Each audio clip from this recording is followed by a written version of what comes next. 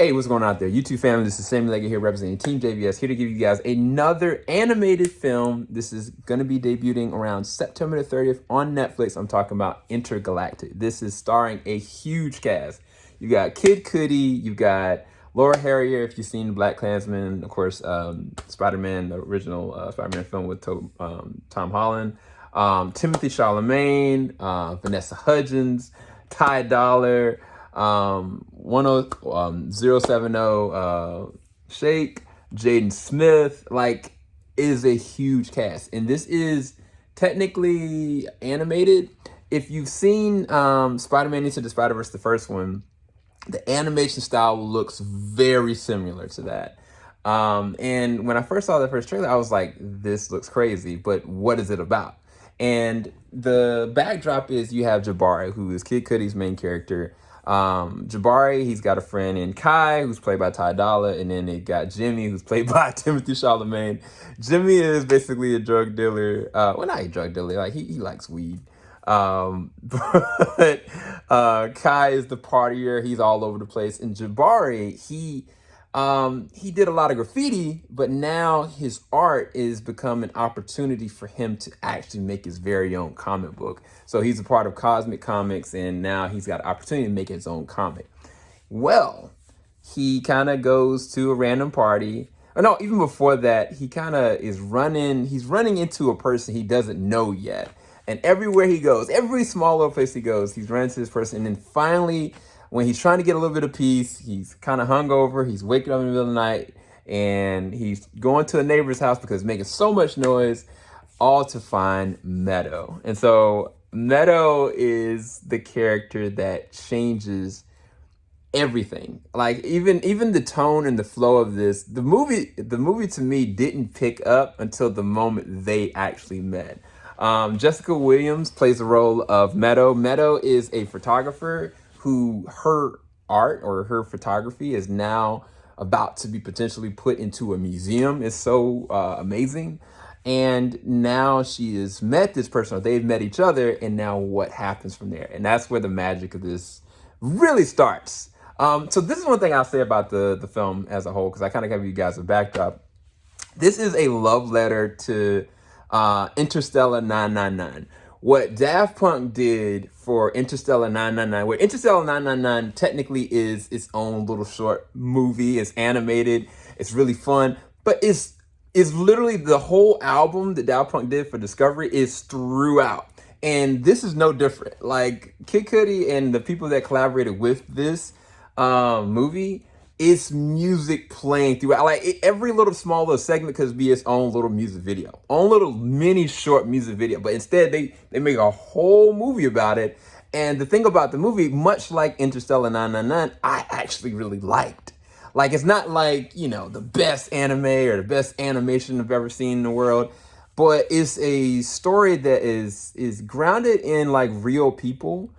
Real characters, and I really dug it. Like, I actually felt like this is something that I would watch again. And I think that a lot of times I gauge movies based on, is this something that I could say, oh, I'd recommend for somebody? Now, this is the thing about this film.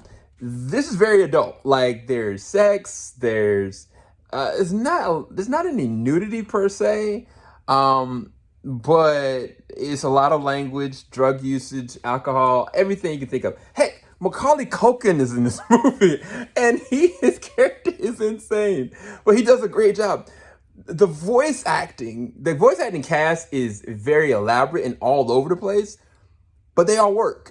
Like, there's never a moment I was like, oh, this person's too big for this character. Like, no, like, Timothy Chalamet's character, Jimmy, is so low-key.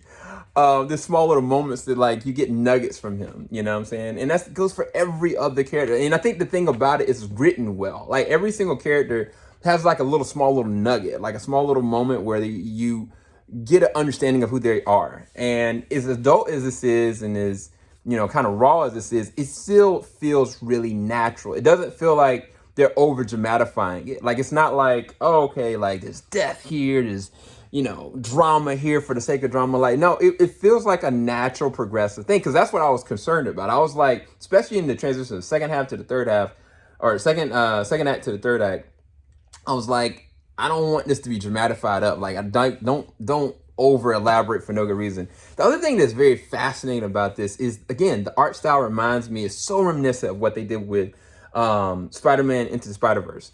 And part of that is Jabari's imagination. Like when he moves, it's like he's seeing the galaxy, specifically when he's on his bike. Whenever there is like movement, whether it's in the car, whether he's on his bike, the animation is stellar. Like it is on it. Like, and also the transitions. I think the transitions are really good too. Like whether there's like a transition from a scene to scene to scene, or people are talking and then it transitions to a whole different area.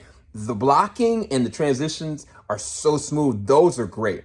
The only time, and I got to critique this, the only time where it's a little weird, and that's why I was concerned in the very first act of this, is when they're just randomly normally walking, like side by side. Like sometimes it seems like they're going really slow. It's almost like robotic. Like it feels like it's not moving as naturally as when something is moving like a car, or like something's moving really fast. Like it's really weird. Like when they're just normally just walking and it's not like a stop moment where they're just having an open conversation, like it just doesn't feel as fluid for some strange reason. I don't know why, but I gotta talk about it because it's the only thing I didn't, like about this film. Everything else, like the music is good, the cast is great.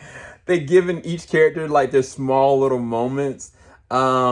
I think they did a really good job with their voice acting, but the story is so simplistic and it's as natural as you can get. And it's kind of like you're rooting for this love story that the moment that Meadow and Jabari meet, that is when this movie for me I was like, I'm sold. Like, I was like, I don't know if it was, I think it's a combination of two things. And Into the Spider-Verse did a really good job with it too.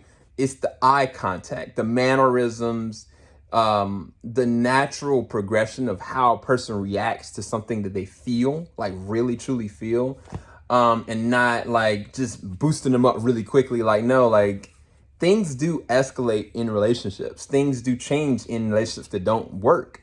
And those natural maneuvers and how they handle each character is the reason why this movie like really thrives, in my opinion. Like I really dug like the small little short bits, the expositions that had like little flashback moments, the style of animation, how it changed up in certain moments. There was a moment where Meadow's best friend was talking about a relationship, like the first time she was on a date, and it changes to an anime style, like stuff like that. Like I love that. And so I think that come September the 30th, I think you're going to have a really good experience checking this out. My only concern is I wish it was more.